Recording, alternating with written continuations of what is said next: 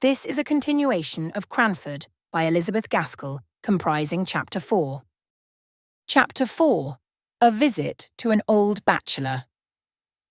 A few days after, a note came from Mr. Holbrook, asking us, impartially asking both of us, in a formal old-fashioned style, to spend a day at his house, a long June day, for it was June now. He named that he had also invited his cousin, Miss Pole, so that we might join in a fly, which could be put up at his house. I expected Miss Matty to jump at this invitation, but no. Miss Pole and I had the greatest difficulty in persuading her to go. She thought it was improper, and was even half annoyed when we utterly ignored the idea of any impropriety in her going with 2 other ladies to see her old lover. Then came a more serious difficulty. She did not think Deborah would have liked her to go. This took us half a day's good hard talking to get over. But, at the first sentence of relenting, I seized the opportunity and wrote and dispatched an acceptance in her name, fixing day and hour, that all might be decided and done with. The next morning she asked me if I would go down to the shop with her, and there, after much hesitation, we chose out 3 caps to be sent home and tried on, that the most becoming might be selected to take with us on Thursday. She was in a state of silent agitation all the way to Woodley. She had evidently never been there before, and, although she little dreamt I knew anything of her early story, I could perceive she was in a tremor at the thought of seeing the place which might have been her home, and round which it is probable that many of her innocent girlish imaginations had clustered. It was a long drive there, through paved jolting lanes.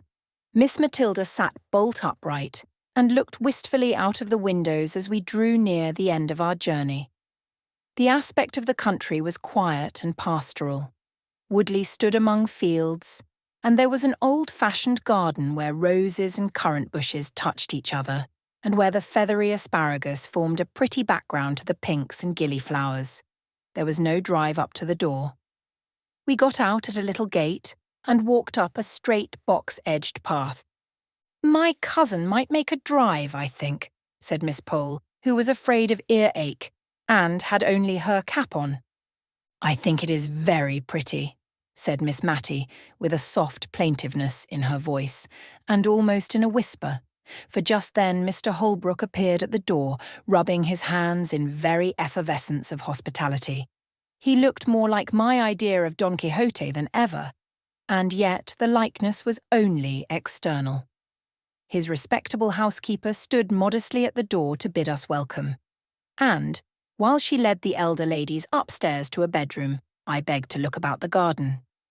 My request evidently pleased the old gentleman, who took me all round the place and showed me his 26 cows, named after the different letters of the alphabet. As we went along, he surprised me occasionally by repeating apt and beautiful quotations from the poets, ranging easily from Shakespeare and George Herbert to those of our own day. He did this as naturally as if he were thinking aloud, and their true and beautiful words were the best expression he could find for what he was thinking or feeling. To be sure, he called Byron my Lord Byron, and pronounced the name of Goethe strictly in accordance with the English sound of the letters, as Goethe says, "Ye ever verdant palaces," etc. Altogether, I never met with a man, before or since, who had spent so long a life in a secluded and not impressive country, with ever-increasing delight in the daily and yearly change of season and beauty. When he and I went in, we found that dinner was nearly ready in the kitchen, for so I suppose the room ought to be called, as there were oak dressers and cupboards all round, all over by the side of the fireplace, and only a small Turkey carpet in the middle of the flag floor. The room might have been easily made into a handsome dark oak dining parlour by removing the oven and a few other appurtenances of a kitchen, which were evidently never used, the real cooking place being at some distance. The room in which we were expected to sit was a stiffly furnished, ugly apartment, but that in which we did sit was what Mr. Holbrook called the counting-house, where he paid his labourers their weekly wages at a great desk near the door. The rest of the pretty sitting-room, looking into the orchard and all covered over with dancing tree shadows, was filled with books. They lay on the ground, they covered the walls, they strewed the table. He was evidently half ashamed and half proud of his extravagance in this respect. They were of all kinds, poetry and wild, weird tales prevailing. He evidently chose his books in accordance with his own tastes, not because such and such were classical or established favourites. "Ah," he said, "we farmers ought not to have much time for reading, yet somehow one can't help it." "What a pretty room," said Miss Matty sotto voce. "What a pleasant place," said I aloud, almost simultaneously. "Nay, if you like it," replied he, "but can you sit on these great, black leather, three-cornered chairs? I like it better than the best parlour, but I thought ladies would take that for the smarter place." It was the smarter place, but like most smart things, not at all pretty or pleasant or homelike. So, while we were at dinner, the servant girl dusted and scrubbed the counting-house chairs, and we sat there all the rest of the day. We had pudding before meat, and I thought Mr. Holbrook was going to make some apology for his old-fashioned ways, for he began. "I don't know whether you like newfangled ways." "Oh, not at all," said Miss Matty. "No more do I," said he. "My housekeeper will have these in her new fashion, or else I tell her that, when I was a young man, we used to keep strictly to my father's rule. No broth, no ball, no beef, and always began dinner with broth. Then we had suet puddings, boiled in the broth with the beef, and then the meat itself. If we did not sup our broth, we had no ball, which we liked a deal better, and the beef came last of all, and only those had it who had done justice to the broth and the ball. Now folks begin with sweet things, and turn their dinners topsy-turvy. When the ducks and green peas came, we looked at each other in dismay. We had only two-pronged black-handled forks. It is true the steel was as bright as silver, but what were we to do? Miss Matty picked up her peas one by one on the point of the prongs, much as Aminé ate her grains of rice after her previous feast with the ghoul. Miss Pole sighed over her delicate young peas as she left them on one side of her plate untasted, for they would drop between the prongs. I looked at my host. The peas were going wholesale into his capacious mouth, shovelled up by his large, round-ended knife. I saw, I imitated, I survived. My friends, in spite of my precedent, could not muster up courage enough to do an ungenteel thing, and, if Mr. Holbrook had not been so heartily hungry, he would probably have seen that the good peas went away almost untouched. After dinner, a clay pipe was brought in, and a spittoon, and, asking us to retire to another room, where he would soon join us, if we disliked tobacco smoke, he presented his pipe to Miss Matty, and requested her to fill the bowl. This was a compliment to a lady in his youth, but it was rather inappropriate to propose it as an honour to Miss Matty, who had been trained by her sister to hold smoking of every kind in utter abhorrence. But if it was a shock to her refinement, it was also a gratification to her feelings to be thus selected. So she daintily stuffed the strong tobacco into the pipe, and then we withdrew. "It is very pleasant dining with a bachelor," said Miss Matty softly, as we settled ourselves in the counting-house. "I only hope it is not improper. So many pleasant things are." "What a number of books he has," said Miss Pole, looking round the room, "and how dusty they are." "I think it must be like one of the great Dr. Johnson's rooms," said Miss Matty. "What a superior man your cousin must be." "Yes," said Miss Pole. "He's a great reader, but I am afraid he has got into very uncouth habits with living alone." "Oh, uncouth is too hard a word. I should call him eccentric. Very clever people always are," replied Miss Matty.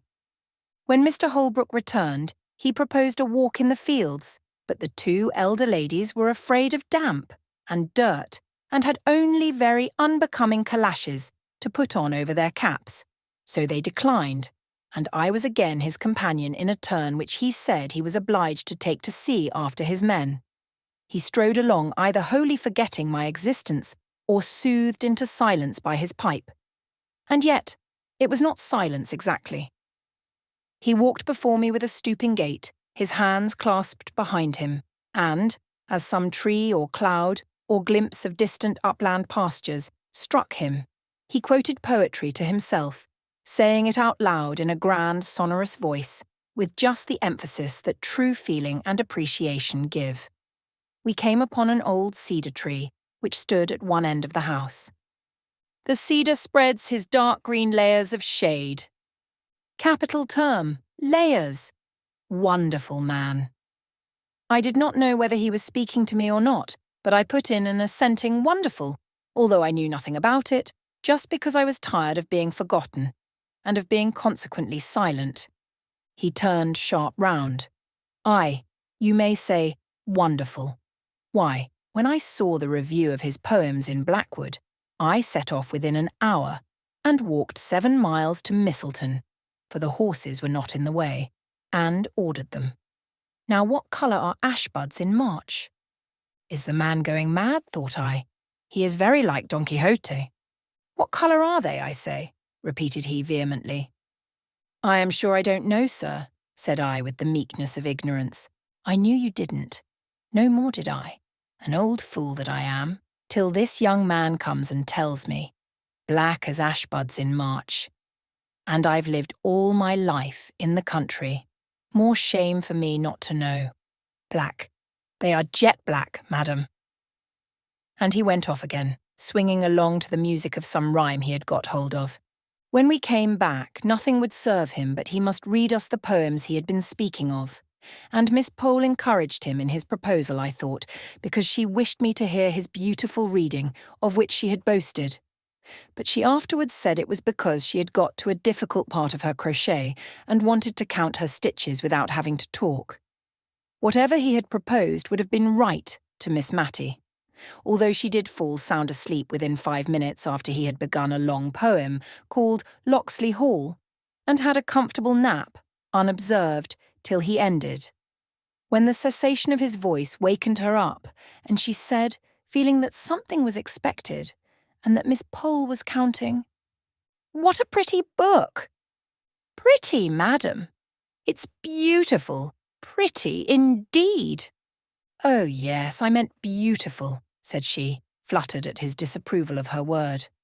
"It is so like that beautiful poem of Dr. Johnson's my sister used to read. I forget the name of it." "What was it, my dear?" turning to me. "Which do you mean, ma'am? What was it about?" "I don't remember what it was about, and I've quite forgotten what the name of it was, but it was written by Dr. Johnson, and was very beautiful, and very like what Mr. Holbrook has just been reading." "I don't remember it," said he reflectively, "but I don't know Dr. Johnson's poems well. I must read them." As we were getting into the fly to return, I heard Mr. Holbrook say he should call on the ladies soon and inquire how they got home, and this evidently pleased and fluttered Miss Matty at the time he said it.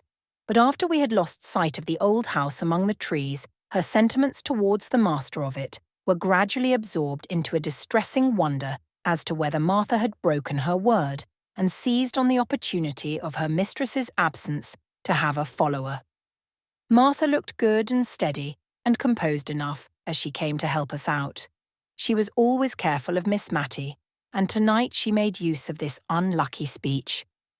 Dear ma'am, to think of your going out in an evening in such a thin shawl. It's no better than muslin. At your age, ma'am, you should be careful." "My age," said Miss Matty, almost speaking crossly, for she was usually gentle. "My age. Why, how old do you think I am that you talk about my age?"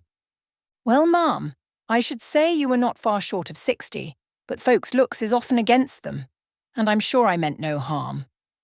"Martha, I'm not yet 52, said Miss Matty with grave emphasis, for probably the remembrance of her youth had come very vividly before her this day, and she was annoyed at finding that golden time so far away in the past. But she never spoke of any former and more intimate acquaintance with Mr. Holbrook. She had probably met with so little sympathy in her early love that she had shut it up close in her heart, and it was only by a sort of watching, which I could hardly avoid since Miss Pole's confidence that I saw how faithful her poor heart had been in its sorrow and its silence.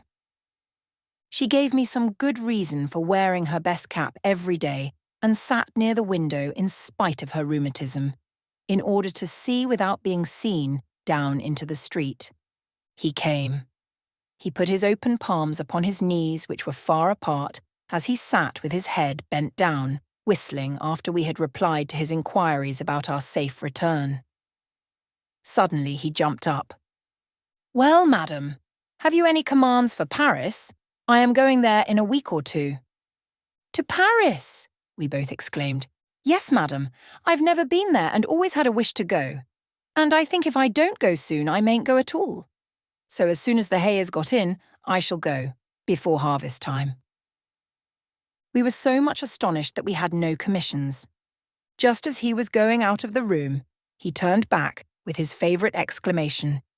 "God bless my soul, madam, but I nearly forgot half my errand.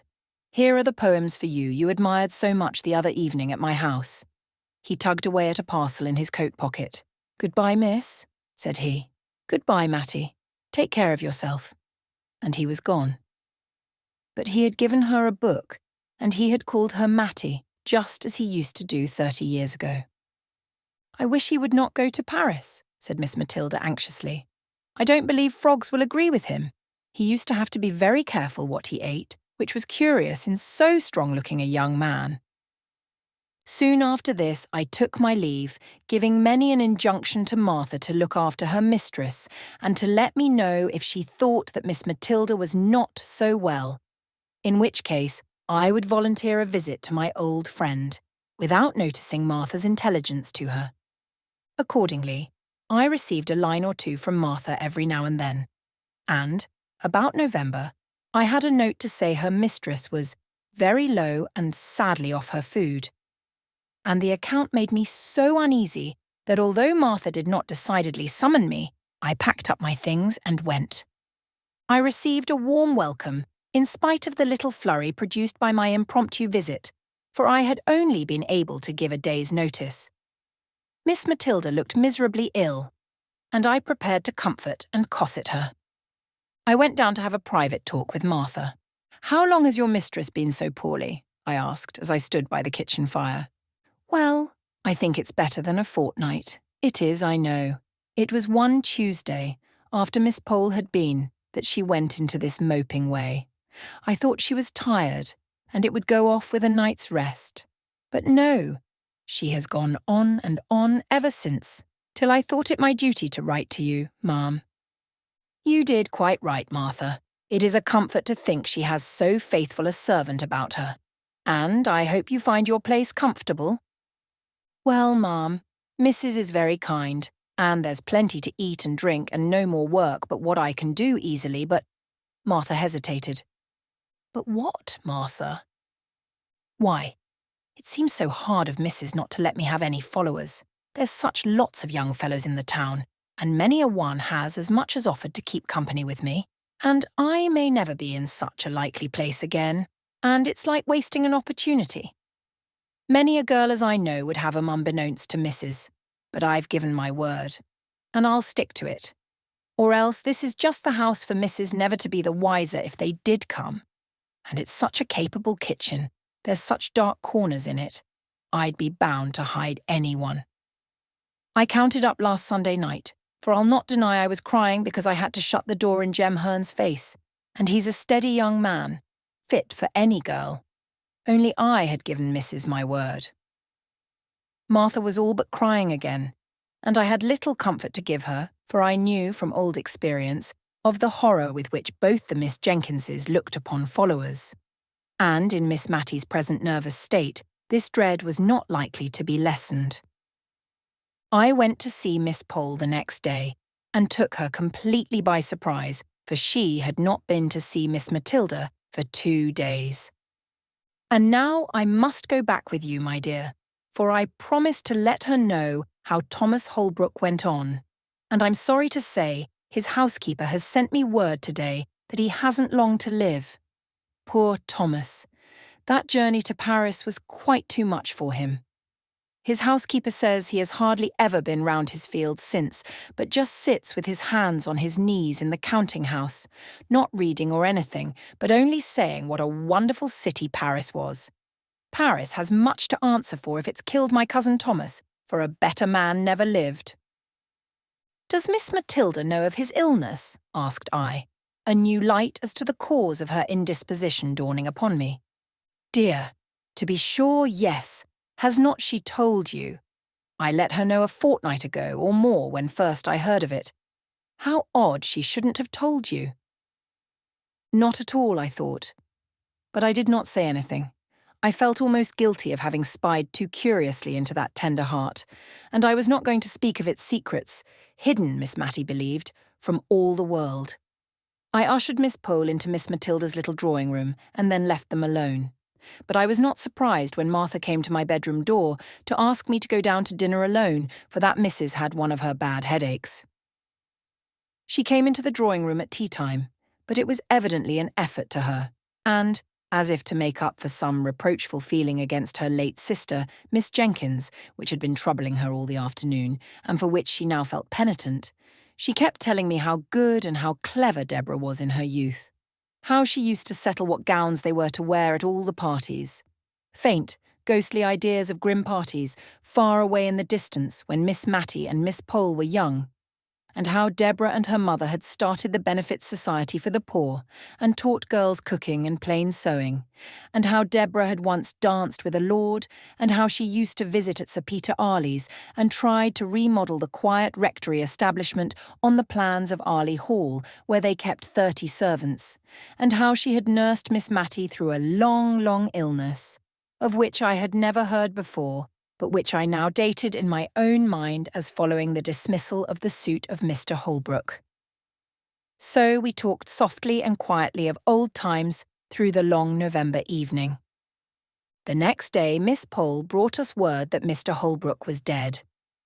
Miss Matty heard the news in silence. In fact, from the account of the previous day, it was only what we had to expect. Miss Pole kept calling upon us for some expression of regret, by asking if it was not sad that he was gone, and saying, "To think of that pleasant day last June, when he seemed so well, and he might have lived this dozen years if he had not gone to that wicked Paris, where they are always having revolutions." She paused for some demonstration on our part. I saw Miss Matty could not speak. She was trembling so nervously. So I said what I really felt, and after a call of some duration, all the time of which I have no doubt Miss Pole thought Miss Matty received the news very calmly, our visitor took her leave. Miss Matty made a strong effort to conceal her feelings, a concealment she practised even with me, for she has never alluded to Mr. Holbrook again, although the book he gave her lies with her Bible on the little table by her bedside. She did not think I heard her when she asked the little milliner of Cranford to make her cap something like the Honourable Mrs. Jameson's, or that I noticed the reply. "But she wears widow's caps, ma'am?" "Oh, I only meant something in that style. Not widows, of course, but rather like Mrs. Jameson's." This effort at concealment was the beginning of the tremulous motion of head and hands which I have seen ever since in Miss Matty.